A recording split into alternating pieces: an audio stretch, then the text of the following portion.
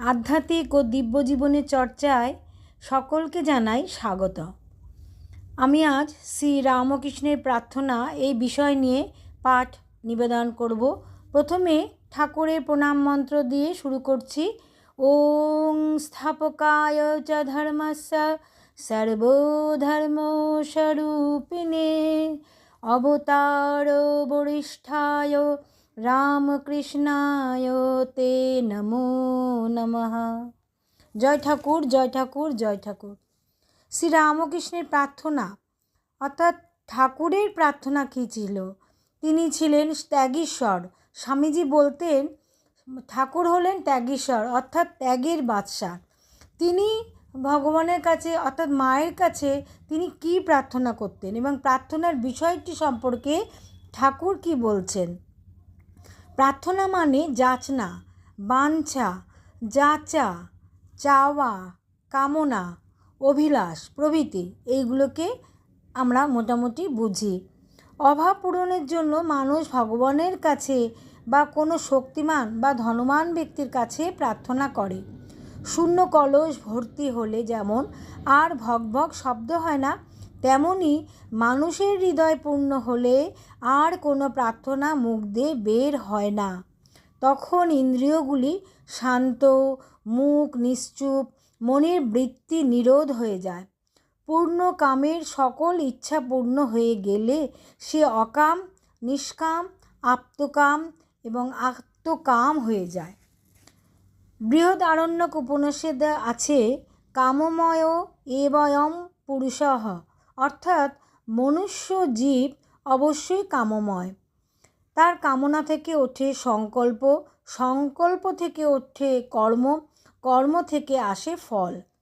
আমাদের শাস্ত্রে ভগবানকে কর্মফলদাতা রূপে নির্দেশ করা হয়েছে এবং বলা হয়েছে তিনি কল্পতরু। এই কল্পতরুর কাছে যা চাওয়া যায় তাই পাওয়া যায়। এই বিশ্বাসের উপর নির্ভর করে বেদ ও পুরাণে দেবদেবীর উদ্দেশ্যে অসংখ্য প্রার্থনা রচিত হয়েছে। আমাদের সাধুসন্তেরা সকাম, নিষ্কাম, অভ্যুদয়, নিঃশ্রেয়স, জাগতিক, আধ্যাত্মিক বিষয়ক প্রার্থনা অধিকারী ভেদে উল্লেখ করেছেন। চণ্ডীতে সকাম প্রার্থনা রূপং দেহি, জয়ং দেহি, যশো দেহি, দিশো জহি। হে দেবী, আমায় রূপ দাও, জয় দাও, যশ দাও এবং আমার শত্রু বিনাশ করো। আমায় সৌভাগ্য ও আরোগ্য দাও, পরম সুখ ও বিপুল ঐশ্বর্য দাও, এমনকি মনোরমা ভার্যা দাও। আবার শাস্ত্রে নিষ্কাম প্রার্থনাও আছে। সর্বে ভবন্তু সুখিনঃ, সর্বে সন্তু নিরাময়ঃ, সর্বে ভদ্রাণি পশ্যন্তু, মা কশ্চিৎ দুঃখ ভাগ ভবেৎ। এই জগতে সবাই সুখী হোক, নিরোগ হোক, সকলে মঙ্গলময় বস্তু লাভ করুক ও কেউ যেন দুঃখ না পায়। বুদ্ধ পূর্ব, পশ্চিম, উত্তর, দক্ষিণ দিকসমূহের দিকে তাকিয়ে প্রার্থনা করতেন, let all beings be happy, let all beings be peaceful, let all beings be blissful. এই জগতের সবাই সুখ, শান্তি ও আনন্দ লাভ করুক। কৃষ্ণ গীতাতে বলেছেন চারি প্রকারের লোক ভগবানের ভজনা করে এবং তাদের মধ্যে তিনজন সকাম ও একজন নিষ্কাম। আর্ত ভক্ত যেমন কুরুসভায় দ্রৌপদী কৃষ্ণের কাছে প্রার্থনা করছেন। জিজ্ঞাসু ভক্ত ছিলেন উদ্ধব ও জনক।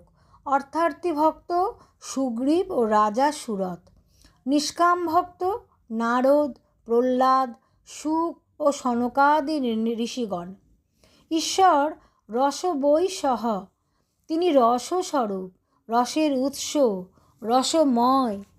এই রস বা আনন্দ পাওয়ার জন্যই মানুষ ছোটাছুটি করছে।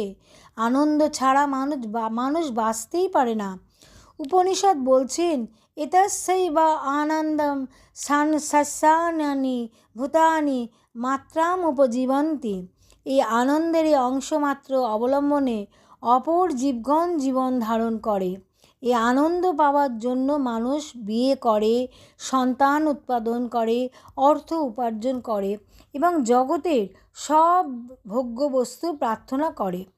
চঞ্চল মনা মানুষের যদি সব কামনা পূরণ হতো তাহলে জগৎ সংসার ওলট পালট হয়ে যেত। মানুষের মুড অর্থাৎ ভাব ও খেয়াল ক্রমাগত পাল্টায়। এই প্রসঙ্গে শ্রীরামকৃষ্ণ কল্পতরুর নিচে শায়িত পথিকের গল্প বলেছেন। পথিক যা চাইল, আহার ও জল, বিছানা, নারীর দ্বারা পদসেবা সব পেল। শেষে ভাবল, যদি এখন একটা বাঘ আসে তাহলে কি হবে? সঙ্গে সঙ্গে একটা বাঘ এসে পথিককে খেয়ে ফেলল। মানুষ যেমন কামময়, ভগবান তেমনি ইচ্ছাময়। আমাদের সাধক কবি গেয়েছেন, সকলই তোমার ইচ্ছা, ইচ্ছাময়ী তারা তুমি। কারে দাও মা ব্রহ্মপদ, কারে করো অধগামী। ভগবান তার সৃষ্ট জীব নিয়ে লীলা খেলা করেন। তিনি ধনীকে প্রচুর ধন দৌলত, বাড়ি গাড়ি দিয়ে দূরে ঠেলে দেন, ভোগ দিয়ে নাকানি চোবানি খাওয়ান, আধি ব্যাধি দিয়ে ভোগান। আবার গরিব ভক্তকে নিঃস্ব করে সমস্ত কামনা ও আসক্তি নস্যাৎ করে শান্তি ও আনন্দের অধিকারী করেন। আমাদের শাস্ত্রে লোককাহিনীতে নানাবিধ প্রার্থনা ও তাদের পূরণের সব অত্যাশ্চর্য শিক্ষাপ্রদ ঘটনা রয়েছে। মহাভারতে আছে, বৃদ্ধ জরাগ্রস্ত যযাতি পুত্র পুরুর কাছ থেকে যৌবন বিনিময় করে 1000 বৎসর ইন্দ্রিয় সম্ভোগ করলেন। অতঃপর তিনি দেখলেন, কাম্য বস্তুর উপভোগে কামের উপশম হয় না। পৃথিবীতে সমস্ত ধন, সমস্ত রমণী সম্ভোগ করলেও পরিতৃপ্ত হয় না। তখন তিনি ভোগ্য তৃষ্ণা ত্যাগ করে পুরুকে যৌবন ফিরিয়ে দিয়ে তপস্যা করলেন।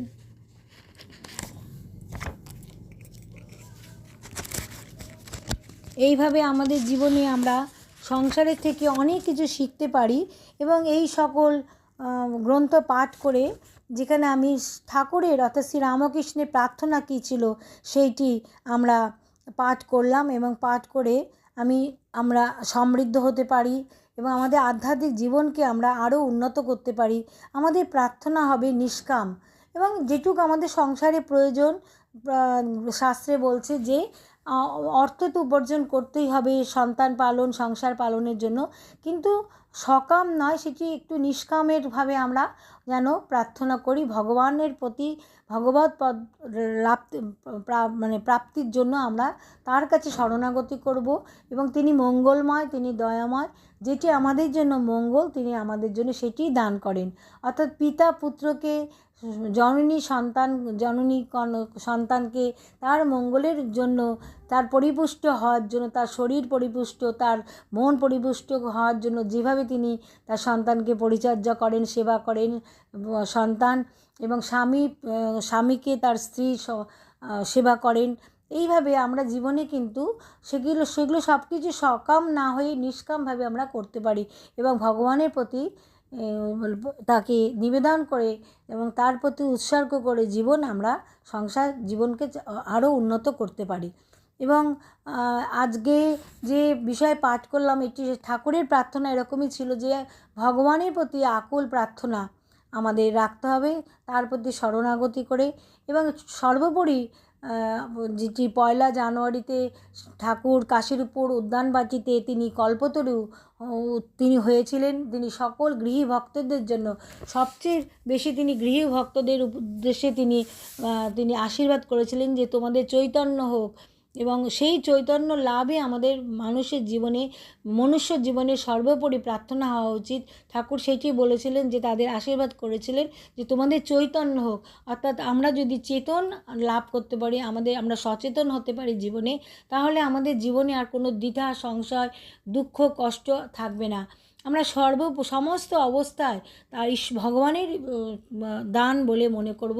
সুখ দুঃখ আশা নিরাশা ব্যাধি উপশম নিরাময় সমস্ত কিছু তার চরণে শরণাগতি করে আমরা আমাদের জীবনকে আরও উন্নততর, আমাদের চিন্তনকে, স্মরণ মননকে আরও উন্নত করতে পারি।